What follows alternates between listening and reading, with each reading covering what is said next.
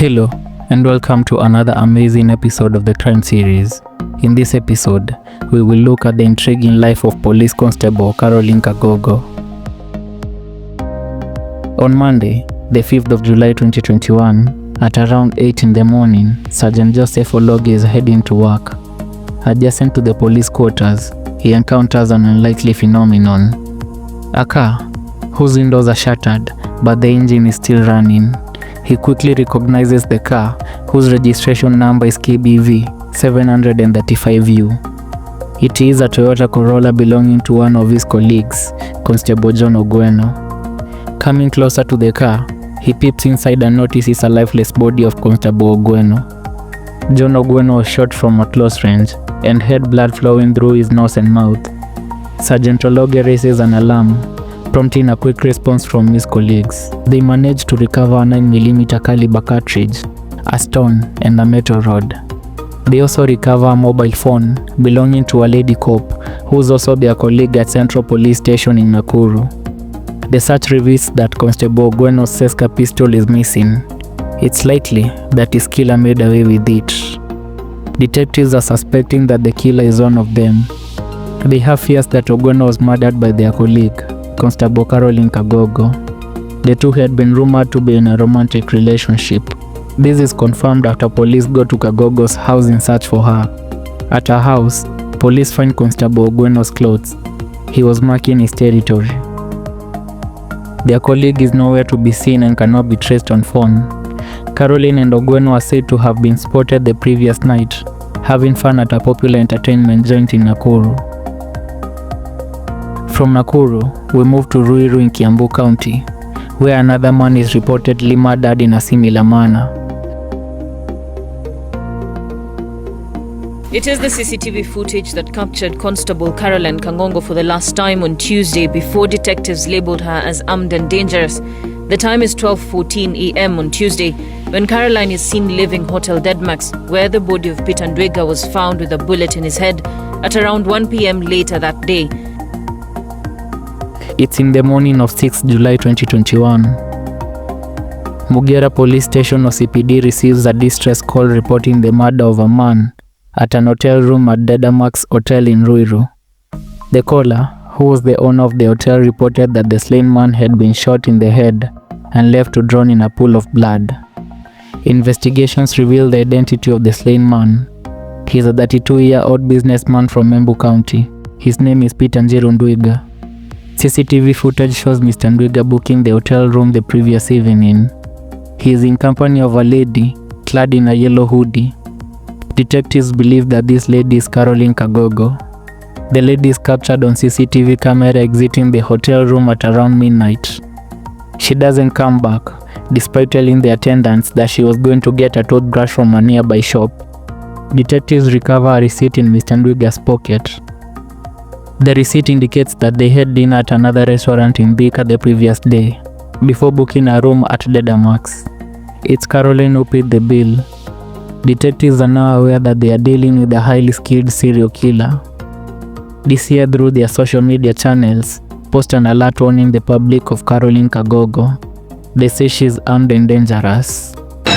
With the Directorate of Criminal Investigations warning the public about Caroline Kagogo, her two children are being taken care of at an undisclosed location.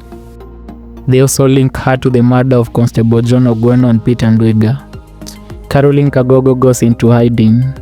For close to a week now, police efforts to arrest her have proven futile. At Iten, police are keeping vigilant surveillance at the home of a man who was Caroline's secret lover. The Law Society of Kenya hires lawyer John Hamino to represent Caroline Kagogo. He seeks anticipatory bail on behalf of the client. At the same time, her parents are urging her to surrender to the police. So, let's dive into a brief life history of Caroline Kagogo. She was born on 10th of January 1987 to Barnaba Koril and Leah Kagogo at Elgeyo Marakwet. She studied at Nyawa Boarding Primary School before joining St. Francis School and later Alphonsus Motei Girls High School. She joined Kiganjo Police Training College in 2008 and was enlisted in Kenya Police Service the same year. At Kiganjo, she obtained a first class in shooting range qualification. She served at various police stations including Kiganjo, Kaloleni in Mombasa before being posted to Nakuru. In 2021, she was promoted to a corporal rank and enlisted in the anti-crime unit.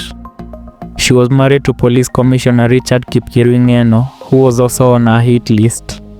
On 15th July the same year, 10 days after police launched their manhunt, Caroline is captured in a CCTV camera in Iten. This is the last time she is seen alive. She is reported dead the following morning on 16th July. Her parents discovered a lifeless body lying in the family bathroom, which was locked from inside. Regional Police Commander George Natembeya confirms the incident as the family disputes claims of a possible murder. Bwana Natembeya, kama unatupata vizuri? Nakupata. Na kwa kifupi tu tueleze ni yapi hasa yaliyojiri katika eneo hilo la KU Kaskazini? Ile ripoti ambayo tumepata kutoka kwa maafisa wetu kule KU ni kwamba huyu Caroline alikuja nyumbani mwendo wa saa 11 asubuhi. Hakuingia kwa nyumba, wazazi walimuona tu hapo. Alafu baada mwendo wa saa 1:30 hivi akaingia kwa bafu. Ile mabafu ya nje na akajipiga risasi moja kafa. Police revealed suicide notes found in the draft folder of Caroline's phone. The first note was attributed to her husband, Kipkirui Ng'eno. Part of it read, "Since I met you, my husband, I've never known peace. Always chasing after women and torturing me both physically and mentally." In the note, she also confirms her intentions to kill him, but feared that her kids would remain orphans. She wrote a sweet love message to slain Constable John Ogweno. Part of it read, "Our love was made in heaven. That's why since Monday, a day after the incident, you always embrace me with love, forgiveness and a kiss and tell me, it is well with my soul, despite living in separate worlds. May our kids live in peace, love and forgiveness, success and being God-fearing. Rest well and see you soon."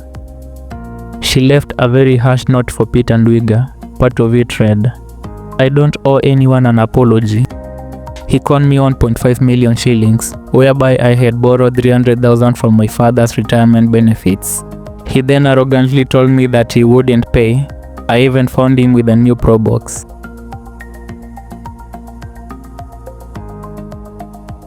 On 29th July the following week, Caroline is buried in a low-key funeral ceremony at her father's compound. She was dressed in a wedding gown as per her death wish. She was eulogized as a kind-hearted daughter and a loving friend. Do not forget to like, share and subscribe for more amazing stories.